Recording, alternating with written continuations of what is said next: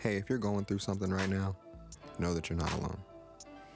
Especially in a time like this where we as a society have been just trying to survive through a global crisis. Know that you are not alone in your feelings. Most of the people I have on my show are just looking for somebody to talk to, and we end up forming a deep connection. We have very personal conversations, a lot of which doesn't make it to my show. And I appreciate that those people feel that they can come and they can talk to me, and also that they don't mind sharing their stories to give inspiration to people, maybe like you, my listener, who don't know what direction to reach in. But we talk about it in this episode. There's numbers you can call, there's groups you can join, and even if you feel like you have to reach out to me personally, know that you can do that. You are not alone. Okay, we love you and we care about you very, very much. We're here for you.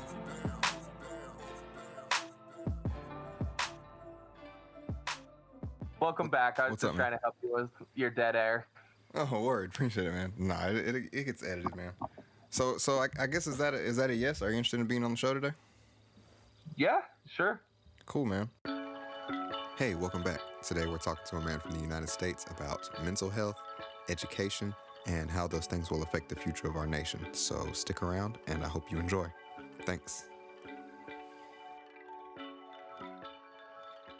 One of my uncles, Uncle Chaz, may his soul rest in peace. He fought in the Vietnam War, came home, died of drugs.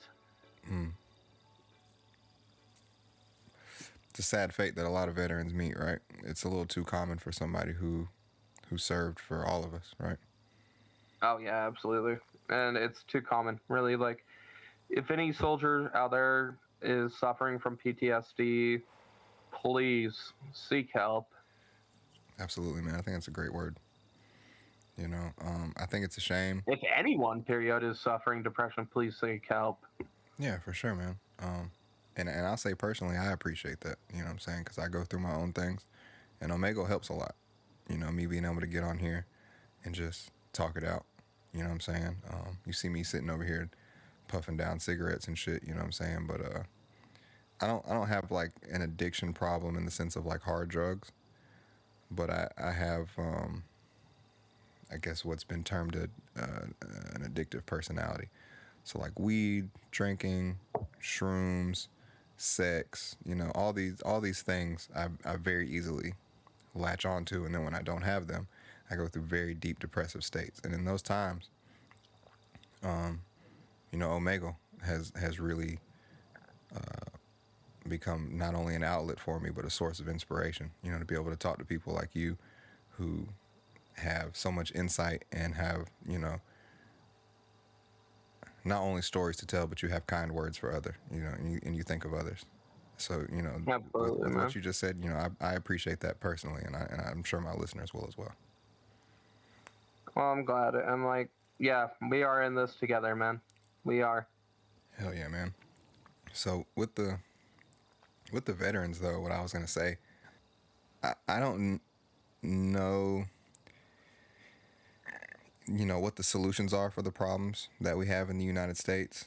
A lot of people are really good at pointing out problems, but I think something that even if we don't have a solution for it yet is, you know, I feel like we're fighting tons of unnecessary perpetual wars overseas, right? That are totally unnecessary, and they're under the guise of us fighting for freedom. And I get that terrorism is real, and that and that started way. I would say that started with the Vietnam War. Like, the last good war that was justified was World War II.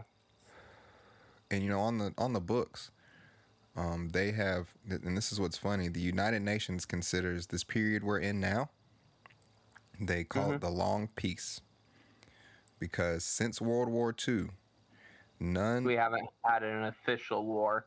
Yeah, and none of the major 80 powers in the world have been in conflict with each other since World War II. So they call it the Long Peace. And really, statistically, we're in the most peaceful time human beings have ever existed in. We're witnessing it right now. But with that, I think has come this new form of conflict and war where we see it, where the larger countries can work together to bully all the smaller countries into compliance. And like I said, that brings us back to the veterans. You send these young boys and young men overseas to do your bidding in what you call a time of peace or peacekeeping, and when they come back mangled and traumatized, there's no help for them over here. There really isn't. There definitely needs to be more help over here. Absolutely. Yeah. I mean, we go and send them to do horrific stuff, and not all jobs in the military are horrific, but we send them. But there is people that we still send on the front lines, and those people come back, and then we get mass shootings, and then we go, why did we get a mass shooting? It's because, well, you don't take care of your citizens. Yeah, and a lot of the times those shooters are veterans. Even medically speaking, we need to take care of America so much better concerning the mental health crisis that's going on. Right. That COVID is really exasperated because I think this mental health crisis was probably emerging before COVID, right? Oh yeah, no, it was. It's been going on for a while now. Same with our economy too. By the way, we're gone through at least 3 crashes that I can think of, maybe 4.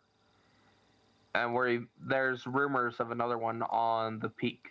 Yeah, and that's an odd thing to talk about, the crashes in the economy, because statistically speaking, they said the crash of 2008 was worse on paper than the Great Depression of the 1930s. Yeah. But and this is where I guess we could get a little political here, because a lot of people believe that now our system is too big to fail. And I think we've been through, like you said, 4 crashes that you can remember, but never anything comparable to the 1930s depression, right? Nothing yet. Nothing yet. Do you foresee something like that happening? Do you think that's still possible? I'm not gonna say that I do, but I'm gonna say that there has been a couple of red flags. I mean, student loan in of itself is dragging an entire generation behind. Yeah. There is no doubt about that, because millennials are on track right now to be poorer than their parents, and we're the first generation of very long time. Yeah. That is going to be that. So like, with the student loan thing, go more in depth into that. How do you think that's contributing into the overall state of our economy? Honestly, one of the ways that it is contributing into the state of our economy is because the young people can't afford to buy houses, can't afford to buy things, period. Then the flow of commerce just does not happen at all. Yeah. And for an economy to remain healthy, commerce needs to flow. Yeah. What and like I said, speaking specifically on millennials and them not being able to afford their student loans, what do you think maybe not even a viable solution, but what do you think is a pathway out of this direction we're going in?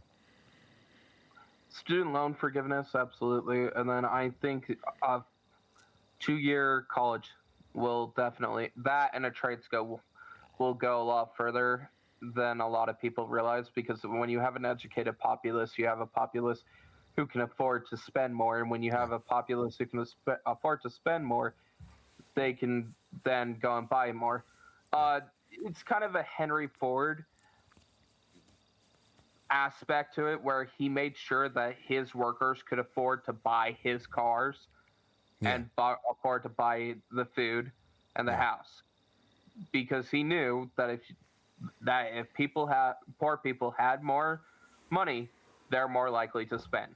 Yeah, and that I think that's really interesting that you say that, because I didn't know that was like a real sentiment. Like you said, it's a Henry Ford idea. I'm going to pay my workers enough that they can afford the cars that they build. And I've never heard that saying before until today, but I've worked moving furniture before, and I have said to my coworkers, more times than I can count. I think it's really funny that I move all these people's expensive ass furniture, but I myself could not afford to hire movers if I needed to move. Oh yeah. You know? And I mean, don't get me wrong, the workers they couldn't afford like right off the line, but they could afford like maybe 1 or 2 years. Right. You know what I mean? Yeah, you save up and be responsible with your money, you can get one of these. Yep. And that's also partially where our minimum wage idea came from too, because chicken in every pot. Chicken in every pot. And that's really where minimum wage originates from. And we've kind of let that promise not keep up. Yeah. And I think something that we probably couldn't account for, and I used the number 100 years ago, and I know it wasn't exactly, but it's basically 100 years ago now. We're in 2021. So with that, I don't think we could have predicted this rate of inflation. And if they could, then I think this plan is going way better than anybody could have planned, if that makes sense. Because I agree that the minimum wage now, it's obviously not enough. I don't even think that's a discussion anymore. That's not a question anybody's asking. Is $7.25 enough? We know it's not enough. $15 isn't enough either. If wages kept up with inflation, it would be $25. Yeah. By now. And it was a company that is going to $25 an hour, and I can't remember what it is. But now, what I find interesting and what I hope starts gaining traction is co-ops. Co-ops. What do you mean? So what a co-op is the workers have a seat on the board alongside the board members, alongside the investors. Right. And there's one I can't remember. I think it's somewhere in Asia or something like that. But it's the largest one in the world, and it's doing perfectly fine. Yeah. So, and this is just me trying to clarify for myself and for my viewers, is that a form of collective bargaining, kind of like a union? I wonder if it would be considered in a collective bargaining. I do know that, like I said, it does. So there's a representative coming from the workers within the company itself. Right. And then that representative is inside the board meeting. So yeah, I guess it could be a little bit of collective power because it's giving them a voice within. And it's not as threatening to the corporation as a third party union would be, coming in and threatening you with all these things. It's kind of like a self-contained union where we allow you to come to the table and speak with us. Yes. Yeah. I think that sounds like a good idea. I think that sounds like a good idea. And then something that I've been bouncing around in my head with taxation is, I think taxation is done poorly in America. I think that what we should do is allow people to choose from categories. Say, like, you have to pay X amount of taxes, but you get to choose how much you want to contribute to the military. You get to choose how much you get to do to education, to healthcare, and so on and so on, right? Would you happen to listen to J. Cole? No, I haven't listened to him. That is so what you're saying right now is a pretty common thing that people are talking about nowadays. And the first time I heard of it was back in 2018. The rapper J. Cole put an album out, and one of his songs was called Brackets. And the song essentially was about, I finally made all this money rapping, but I have to pay it all back in taxes. But something he said in the song was, it's 2018. Why are we still voting? Why are you still deciding where my taxes go? Why isn't there an app on my phone where I can just choose where my tax money goes, and that's how we vote? I feel like that's the best voting system, right? It's just picking personally where your money goes. Oh, absolutely. I honestly just kind of came to it naturally versus hearing anyone talk about it, but yeah. Yeah, and I heard it in a song, but that's why I brought it up. That's so crazy that so many people are starting to come to that conclusion on their own nowadays, and a lot of people are. And I think now these ideas, the idea that you're having, I think needs to come to the forefront so it can be a collective discussion amongst people, because, like you said, taxation's failing, the education system is failing, the military is failing our veterans, and in all that essentially means democracy is failing because we voted for all this. Oh yeah, yeah. and it's still not working. And I wouldn't say democracy is a complete failure. Democracy is extremely important, but the way that we Yeah. go about democracy in this country isn't really democratic. It's more of a shell of Democrats, and really, in all honesty, it's an oligarchy. Yeah. I know Canada, they have a parliamentary democracy, which is more similar to the UK, but they vote for party representatives, and then the party represent that party that wins. It picks the prime minister, For sure. And that's not exactly what we have, but I definitely What's your take on selective choice? Like you vote for three people, and then your top three people get combined together, and then they win. This is my first time hearing the concept, and hearing it right off the rip. It doesn't sound bad, but I'm not familiar with the concept. You're teaching me a lot tonight. Well, I'm glad that I'm teaching you a lot, and I hope I'm teaching your viewers a lot as well. Yeah, I'm sorry I'm such a dumbass, man, but No, man. And this is how you learn, is by talking. yeah, and I can't think remember. There's a specific term for it, but I just can't remember it off the top of my head. Yeah. But basically, yeah, it's where you vote, and then like the top three candidates are the ones that choose, and you get two choices, and then those two choices, and then we can get rid of the two-party system via that way. Yeah.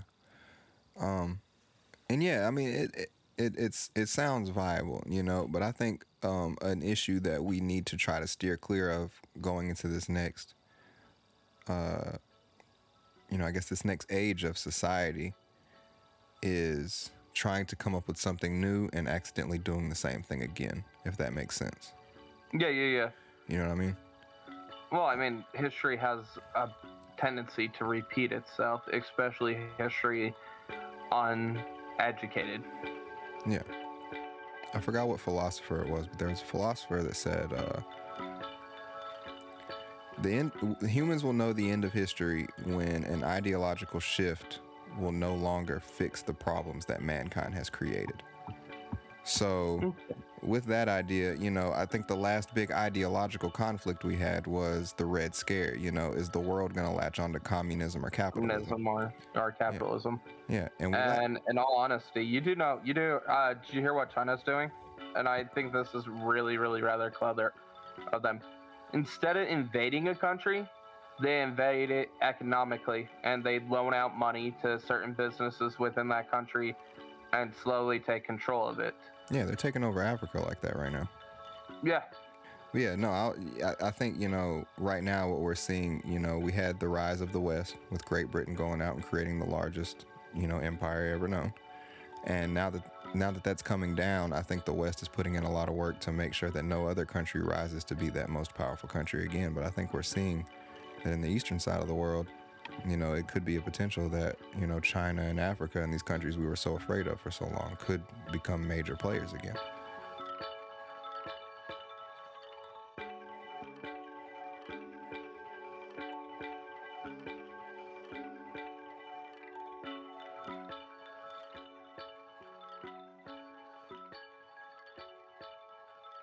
In all honesty, there's two classes that we need to start teaching in public school: financing and coding.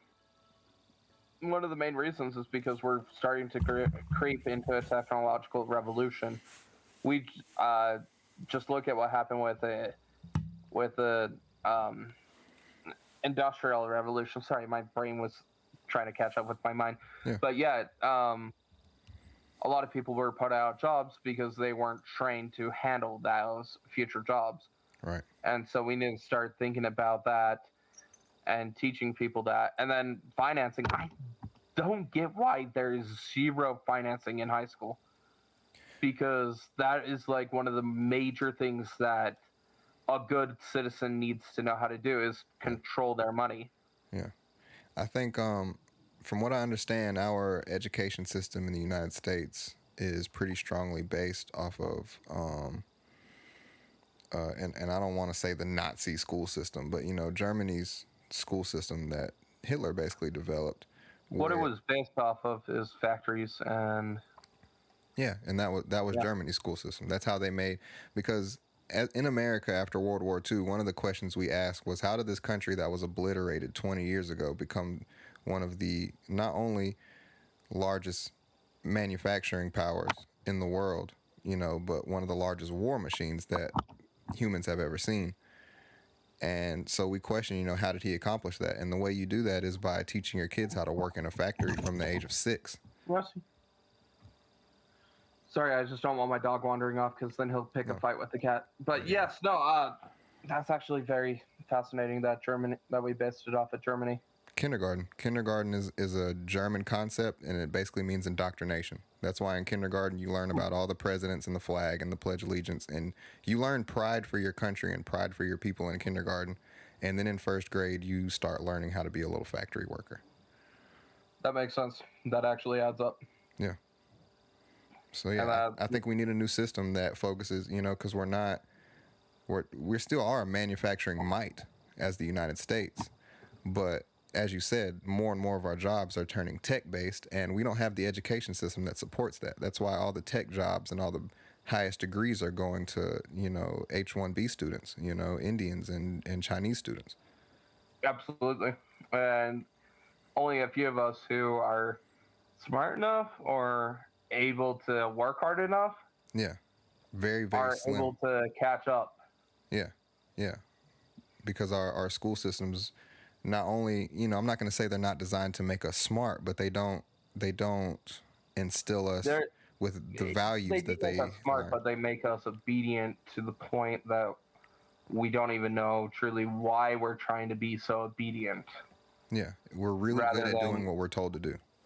Rather than thinkers, we're based off of doing. Mm-hmm. And I noticed that about myself when I graduated high school, because I always thought I was a leader in high school.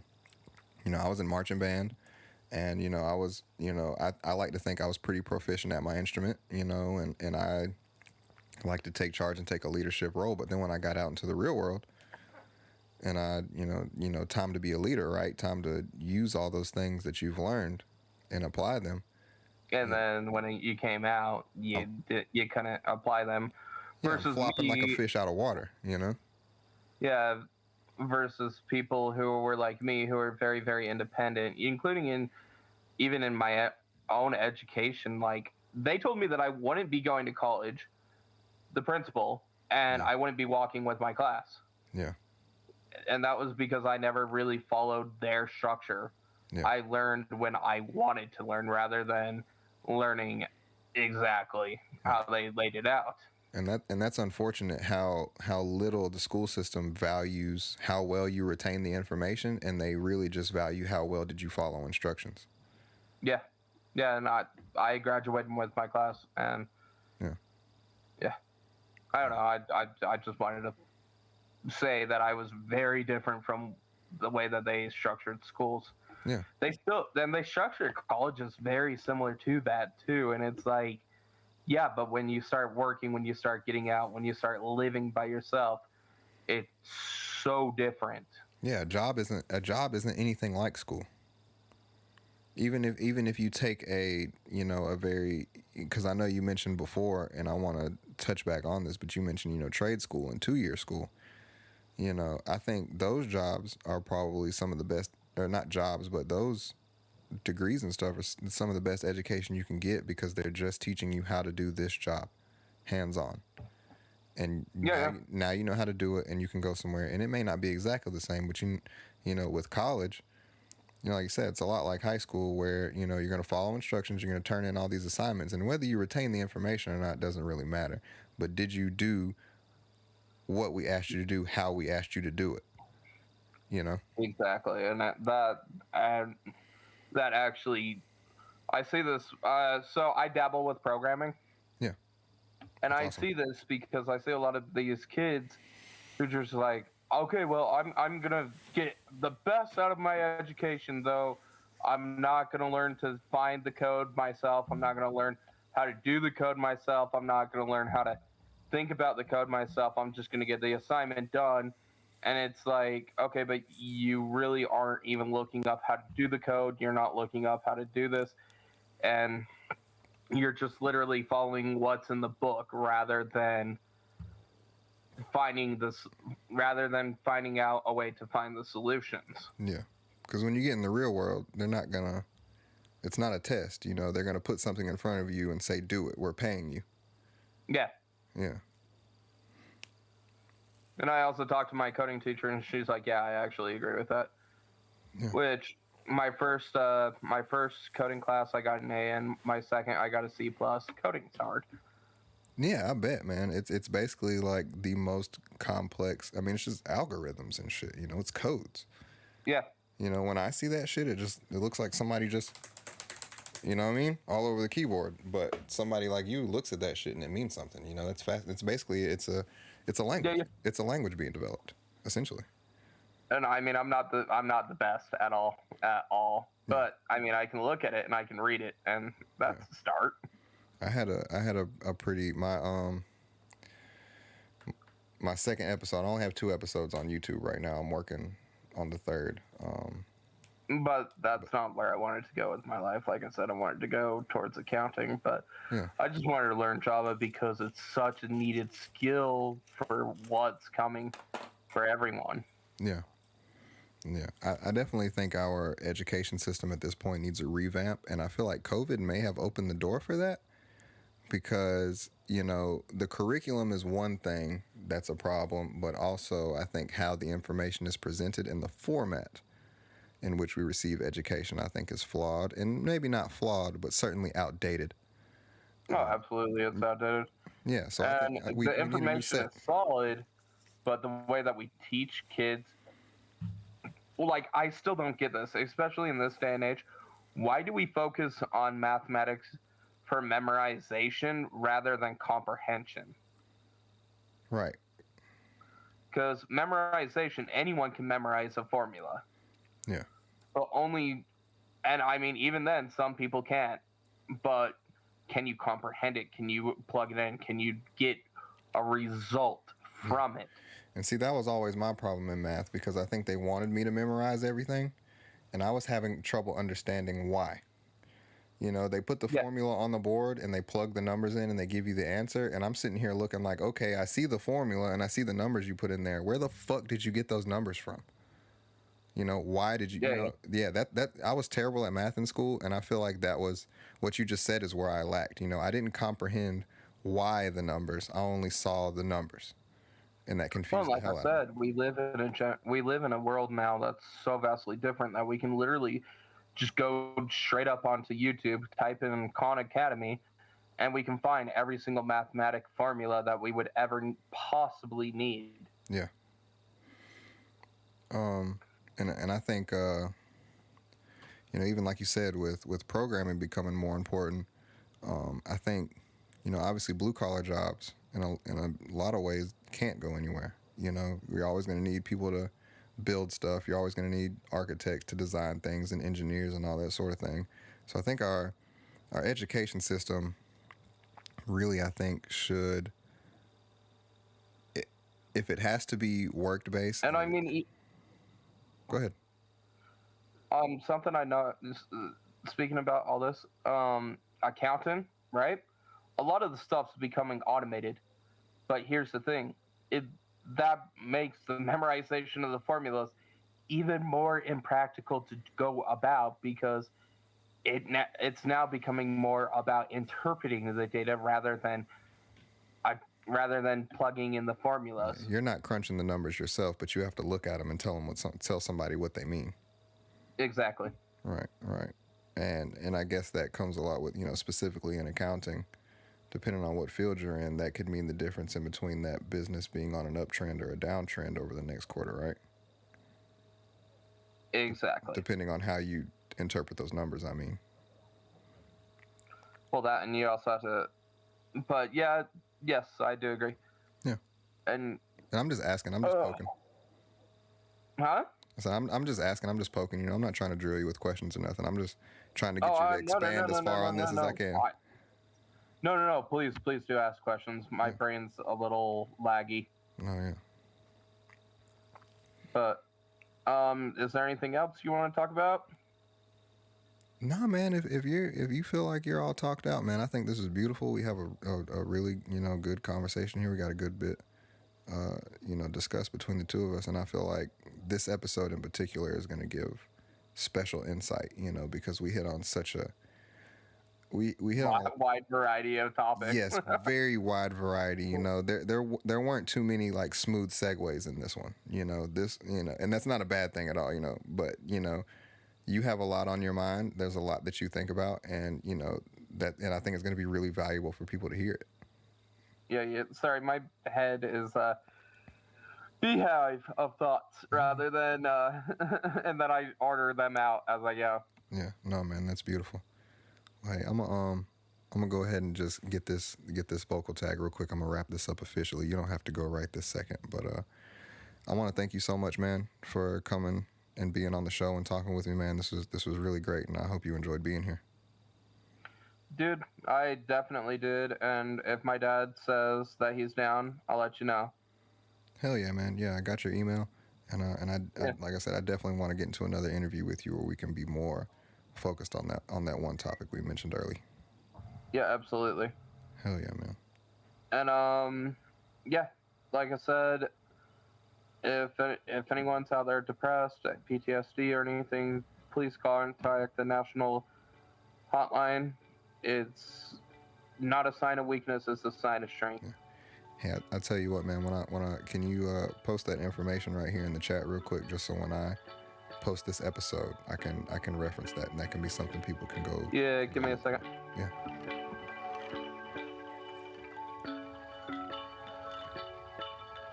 That's it, everyone. Hey, I really appreciate you coming by and listening today to another episode of Talking with Strangers, and I hope to see you back next time.